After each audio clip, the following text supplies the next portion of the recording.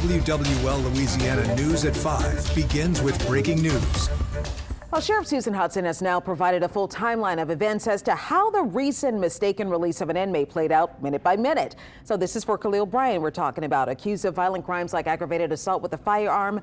We just learned the sheriff's office waited 4 hours to notify the public that he was missing. WWL Louisiana Chief Investigator David Hammer all over this one, joining us now in studio.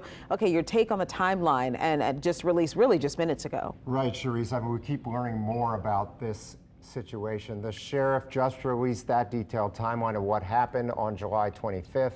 First, as we've been reporting, Khalil Bryan was mistaken for a different inmate and released from jail at 1:17 a.m. In the hours after that, there was both a count and a roll call, but no alarms were raised. Now at 11:10 a.m., 10 hours after the mistaken release, OPSO realized it was a mistake. And as we reported yesterday, that's because the people who tried to bond out the right guy started asking where he was. So keep that time in mind, 11:10 a.m. OPSO then begins trying to fix this screw up and started telling other agencies about it at 12:45 p.m. That's more than an hour and a half after they realized the error. They didn't notify the public until 3:45. That's another 3 hours later.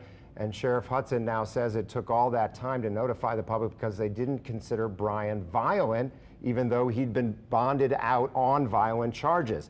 And she said it was because they wanted to work quietly to apprehend him. Now, 2 deputies were fired and 5 more were suspended because of the error. And as we reported, they have a system to verify inmates' identities, including their height and weight.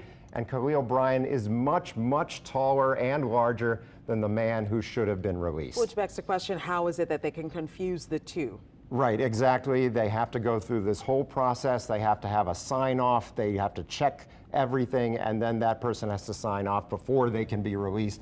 And you would think that that couldn't have happened given the discrepancy between the 2 men. All right, David, thank you.